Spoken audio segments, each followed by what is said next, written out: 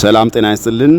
በዛሬው ጥልቅ ግምገማችን በህይወታችን ውስጥ ካሉ ወሳኝ ክህሎቶች አንዱ የሆነውን የውሳኔ አሰጣጥን በጥበብ እንዴት ማዳበር እንደምንችል የሚያስተምረንን በፓትሪክ ኤድ ብላድ የተጻፈውን የውሳኔ አሰጣጥ ስዕላዊ መግለጫ ለተሻለ ህይወትና የሥራ ምርጫዎች ቀላል መመሪያ የሚለውን The Decision Making Blueprint: A Simple Guide to Better Choices in Life and Work የተሰኘው መጽሐፍ እንመለከታለን።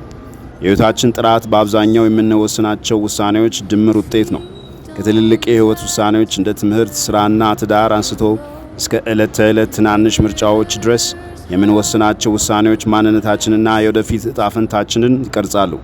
የሚገርመው ግን ይህን ያህል ወሳኝ ክህሎት ሆኖ ሳለ አብዛኞቻችን እንዴት የተሻለ ውሳኔ መወሰን እንደምንችል በስርዓት ተምረን አናውቅም። ይህ መጽሐፍ እንግዲህ የተጻፈው ይህንን ክፍተት ለመሙላት ነው። ደራሲው እንደሚለው ብዙ ጊዜ ውሳኔ የምንወስነው በስሜት፣ በግምት ወይም በሰዓቱ በሚሰማን ስሜት ወይም ገት ፊሊንግስ የውስጣችን ስሜት ወይም ገት ፊሊንግስ ላይ ተመስርተን ነው።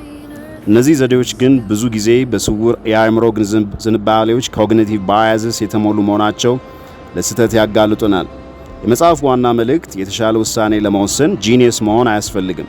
ይልቁንስ የተረጋገጠ የአስተሳሰብ ማዕቀፎችንና የአእምሮ ሞዴሎችን ሜንታል ሞዴልስ የሚከተል ቀላልና ተደጋጋሚ ስርዓትን መዘርጋት በቂ ነው የሚለው ይህ መጽሐፍ እንግዲህ ያንን ስርዓት ወይም ስዕላዊ መግለጫ ብሉፕሪንት በግልጽ ያስቀምጥልናል። ዋናው ነጥብ ለምንድነው መጥፎ ውሳኔዎችን የምንወስነው የሚለውን በጥልቀት መገንዘብ ነው። መጽሐፉ ወደ መፍትሄው ከመግባቱ በፊት በመጀመሪያ ለምን በውሳኔ አሰጣጥ ላይ እንደምንቸገር በጥልቀት ይተነትናል። ደራሲው እንደሚለው የተሳሳቱ ምርጫዎችን እንድናደርግ የሚገፉን ጥቂት ዋና ዋና እንቅፋቶች አሉ። አንደኛ የአእምሮ ዝንባሌዎች ኮግኒቲቭ ባያዝስ ናቸው። እነዚህ በአእምሮአችን ውስጥ ያሉ ስልታዊ የማሰብ ስህተቶች ናቸው። አእምሮአችን ኃይል ለመቆጠብ የሚጠቀምባቸው አቋራጭ መንገዶች ሲሆኑ ብዙ ጊዜ ወደ ተሳሳተ ድምዳሜ ይመሩናል። መጽሐፉ ከሚያነሳቸው በርካታ ዝንባሌዎች መካከል ጥቂቶቹ የማረጋገጫ ዝንባሌ ኮንፈርሜሽን ባያዝ፣ አስቀድመን የያዝነውን እምነት የሚያረጋግጥልንን መረጃ ብቻ የመፈለግና የመቀበል የሚቃወመንን ደግሞ ችላ የማለት ዝንባሌ ነው። ለምሳሌ አንድ መኪና ለመግዛት ከወሰንን ስለዚያ መኪና ጥሩ ነገሮችን ብቻ አንብበን መጥፎ የሚባለው አስተያየቶችን ስለ መኪናው ቸል እንላለን። የቅርብ ጊዜ ክስተት ተጽዕኖ አቬይላቢሊቲ ሂውሪስቲክ የሚባለው ደግሞ በቀላሉ ወደ አእምሮአችን የሚመጣን መረጃ የበለጠ አስፈላጊ ወይም የተለመደ አድርገው የማሰብ ስህተት ነው። ለምሳሌ ስለ አውሮፕላን አደጋ በዜና ላይ በብዛት ስለሚዘገብ አውሮፕላን ይልቅ በመኪና አደጋ የመሞት እድላችን ከፍ ያለ መሆኑን እንዘነጋለን። የዘቀጠ ስህተት ወይም ሰንክ ኮስት ፋላሲ በአንድ ነገር ላይ ብዙ ጊዜ ገንዘብ ወይም ጉልበት ስላፈሰስን ብቻ ምንም እንኳን ያ ነገር መጥፎ ውሳኔ መሆኑን ብናውቅም ከመቀጠል ወደ ኋላ አለማለት ነው። ለምሳሌ አንድን መጽሐፍ ማንበብ ከጀመርን በኋላ ባይመቸንም ጀምሬዋለሁ በሚል ስሜት ብቻ አንብበን እንጨርሰዋለን። ሁለተኛ የስሜት ጣልቃ ገብነት ኢሞሽናል ኢንተርፌረንስ፣ ፍርሃት፣ ደስታ፣ ንዴት ወይም ጭንቀት ያሉ ጠንካራ ስሜቶች ምክንያታዊ አስተሳሰባችንን በመጥለፍ በስሜታዊነት የተሞላ ፈጣን ውሳኔን እንድንወስን ያደርጉናል። ስንፈራ አደጋን እናጋንናለን። ስንደሰት ደግሞ ሊያጋጥሙ የሚችሉ ችግሮችን ችላ እንላለን። ሶስተኛ የሂደት አለመኖር lack of a process። ከሁሉም በላይ ትልቁ ችግር ውሳኔ ለመወሰን የምንከተለው የተደራጀ ሂደት አለመኖሩ ነው። ያለ ስርዓት ስንወስን ለእነዚህ ከላይ ለተጠቀሱት ስህተቶች በቀላሉ እንጋለጣለን። መጽሐፉ እንግዲህ እነዚህን ችግሮች ለመፍታት ማንኛውም ሰው ሊከተለው የሚችለውን ቀላልና ደረጃ በደረጃ የተቀመጠ ማዕቀፍ ያቀርብልናል። ይህ ስዕላዊ መግለጫ ወይም ብሉፕሪንት ማንኛውም አስፈላጊ ውሳኔ ስንጋፈጥ ልንጠቀመው የምንችለው መሳሪያ ነው ይላል። ደረጃ 1 ችግሩን በግልጽ መለየት define the problem clearly። የመጀመሪያውና ወሳኙ እርምጃ በትክክል ለመፍታት እየሞከሩ ያሉት ችግር ምን እንደሆነ በግልጽ ማስቀመጥ ነው። የተሻለ ስራ ፈልጋለሁ ከማለት ይልቅ በሚቀጥሉ 6 ወራት ውስጥ አሁን ካለኝ 20% የበለጠ ገቢ የሚያስገኝልኝን እንዲሁም የፈጠራ ችሎታዬን እንድጠቀም የሚፈቅድልኝን ስራ እንዴት ላግኝ ብሎ ጥያቄውን በጠራ መንገድ ማስቀመጥና ትክክለኛ መፍትሄ ለማግኘት ይረዳል። በደንብ ያልተገለጸ ችግር ወደ በደንብ ያልታሰበበት መፍትሄ ይመራል። ደረጃ 2 ከፍተኛ ጥራት ያለው መረጃ መሰብሰብ gather high quality information። ውሳኔያችን በመረጃ ላይ የተመሰረተ እንዲሆን ከተለያዩ ምንጮች ሚዛናዊ የሆነ መረጃ መሰብሰብ አለብን። የማረጋገጫ ዝንባሌን ኮንፈርሜሽን ባያዝ ለማሸነፍ ሆን ብለን እምነታችንን የሚቃወሙ መረጃዎችንና አስተያየቶችን መፈለግ አለብን። ደረጃ 3 አማራጮችን መለየት identify your options። ብዙውን ጊዜ በሁለት አማራጮች ብቻ ለምሳሌ ይህን ላድርግ ወይስ አላድርግ የሚልና የተወሰነ ሐሳብን እናስባለን።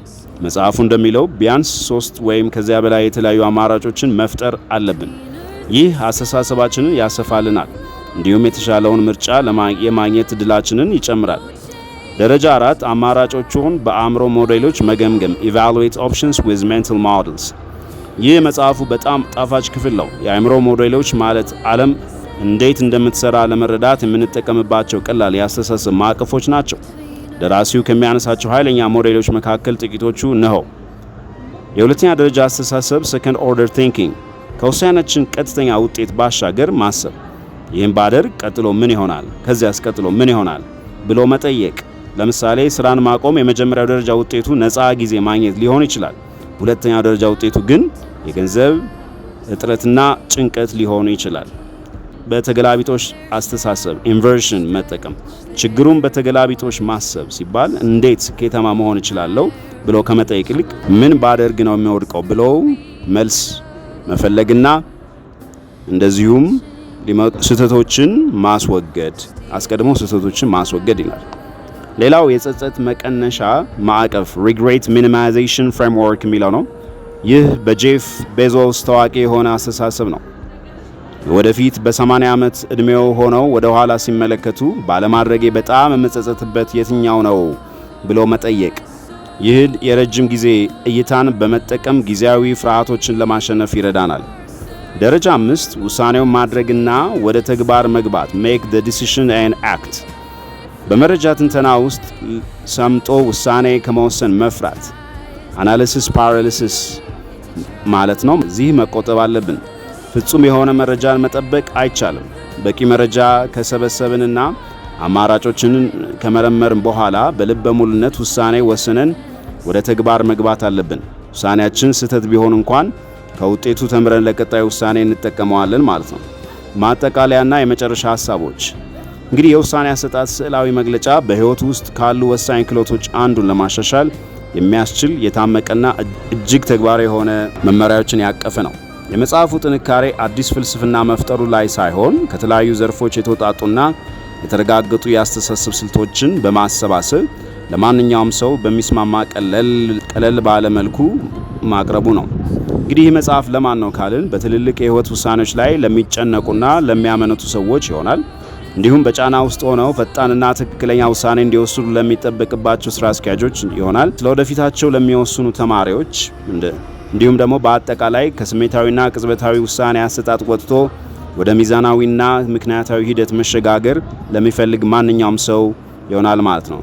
ይህ መጽሐፍ ዝርዝር የህግጋት ማዕቀብ ስላለው ዝርዝሩን ከዚህ ቀጥሎ እናቀርባለን። እንዲህ ክፍል 2ን ስናይ የውሳኔ አሰጣጥ ስዕላዊ መግለጫ the decision making blueprint በመጽሐፉ ውስጥ የቀረበው የተሻለ ውሳኔ ለመወሰን የሚረዳው የደረጃ በደረጃ ማዕቀፍ ወይም ብሉፕሪንት እንደሚከተለው ተዘርዝሯል። አንደኛ፣ ችግሩን በግልጽ መለየት define the problem clearly ሊወስኑበት የሚገባውን ጉዳይ ወይም ሊመልሱት የሚፈልጉትን ጥያቄ በትክክልና በጠራ ቋንቋ ማስቀመጥ። ሁለተኛ፣ ከፍተኛ ጥራት ያለው መረጃ መሰብሰብ gather high quality information እምነቶን ከሚደግፉት ብቻ ሳይሆን ከሚቃወሙት ምንጮች ጭምር ሚዛናዊ የሆነ መረጃ መሰብሰብ። ሶስተኛ፣ በርካታ አማራጮችን መፍጠር generate multiple options ራስዎን በሁለት ምርጫዎች ብቻ አይገድቡ። ቢያንስ 3 ወይም ከዚያ በላይ የተለያዩ አማራጮችን ለማሰብ ይሞክሩ። አራተኛ፣ አማራጮችን በጥልቀት መገምገም evaluate your option thoroughly እያንዳንዱን አማራጭ ሊያስከትል የሚችለውን የረጅም ጊዜ ውጤት፣ የሁለተኛ ደረጃ አስተሳሰብ ሊያመጣ የሚችለውን ውድቀት፣ ተገላቢጦሽ አስተሳሰብ እና ሊያስከትል የሚችለውን የጸጸት መቀነሻ በመገምገም መርምሩ። አምስተኛ፣ ውሳኔውን ማድረግና ወደ ተግባር መግባት make the decisions and act ውሳኔውን ይወስኑ። በቂ ምርምር ወይም ጥናት ካደረጉ በኋላ በራስ በመተማመን ውሳኔዎችን ይወስኑ። ያስታውሱ፣ አሁን የሚወሰን ጥሩ ውሳኔ ቆይቶ ከሚወሰን ፍጹም ውሳኔ የተሻለ ሊሆን ይችላል። ስድስተኛ፣ ከውጤቱ መማር learn from the outcome ከወሰኑት ውሳኔ ውጤት መማር። ውሳኔው የተሳካ ይሁን ያልተሳካ ለወደፊት ውሳኔዎች የሚጠቅመው ትምህርት ስለሆነ ከዚህ ትምህርት ይውሰዱ። እንግዲህ የውሳኔ አሰጣጥ ስላዊ መግለጫ the decision making blueprint ብዙ በጥቂቱ ይሄን ይመስላል። እናንተም መጽሐፉን አግኝታችሁ ሙሉ ማንበብ እንዳትረሱ እያልኩኝ ሼር ኮሜንት እንዳይረሳ። እናመሰግናለን።